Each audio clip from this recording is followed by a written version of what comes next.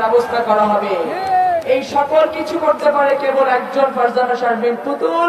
এইটা যারা বসেছে, এইটা যারা চিন্তা করেছে, তারা বহুদিন ধরে ষড়যন্ত্রে লিপ্ত ছিল যেন ধানের শীষের প্রতীকটা এখান থেকে চলে যায়। ছিল কিনা বলেন?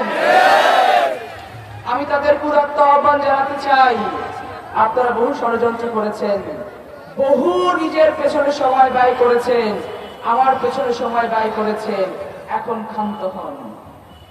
আমরা একটি লালপুর বাগাতি পাড়া বলতে চাই, যেই লালপুর বাগাতি পাড়াতে আমরা সকলে মিলে ধানের শীষে ভোট দিয়ে ধানের শীষকে জয়যুক্ত করে আমরা আমাদের ভাগ্যের উন্নয়ন ঘটাতে চাই।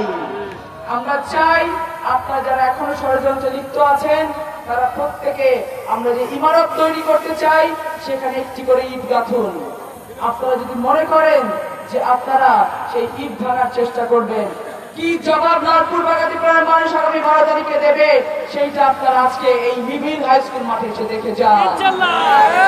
জনসমুদ্র সৃষ্টি হয়েছে, জনগণের মানুষের যে আওয়াজ সৃষ্টি হয়েছে, ধানের শীষের যে আওয়াজ সৃষ্টি হয়েছে, আগামী 12 তারিখে প্রত্যেকটি ভোট কেন্দ্রে কেবলমাত্র ধানের শীষ ছাড়া আর কোনো আওয়াজ থাকবে না। ধানের শীষ ছাড়া কোনো আমি আপনাদেরকে একটা কথা বলতে চাই, আমাদের আর একটি দিন আছে, এই একটি দিন আমরা নির্বাচনী প্রচারণা চালাতে পারবো।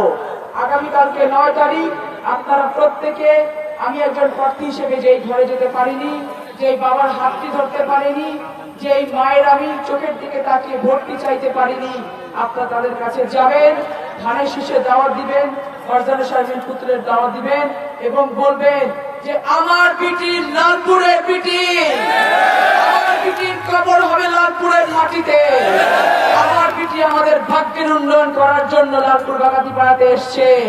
আপনারা আমার বিটিকে ধানের শীষে একটি করে ভোট দিয়ে জয়যুক্ত করবেন। আপনারা বলবেন আমার বিটি কেবল লালপুর বাগাতি পাড়ার ভাগ্য উন্নয়নের জন্য আসে নাই, তারেক রহমান তার হাতে ধানের শীষ প্রতীক তুলে দিয়েছে, তিনি যেন পুরো বাংলাদেশে একটি গুণগত পরিবর্তন আনতে পারে। সেই জন্য আমাদেরকে মাথায় রাখতে হবে, আমাদেরকে মনে রাখতে হবে ষড়যন্ত্র এখনো শেষ হয়ে যায়নি। এই বাংলাদেশ যেন উঠে দাঁড়াতে না পারে সেই জন্য ষড়যন্ত্র চলবে নির্বাচনের দিন পর্যন্ত।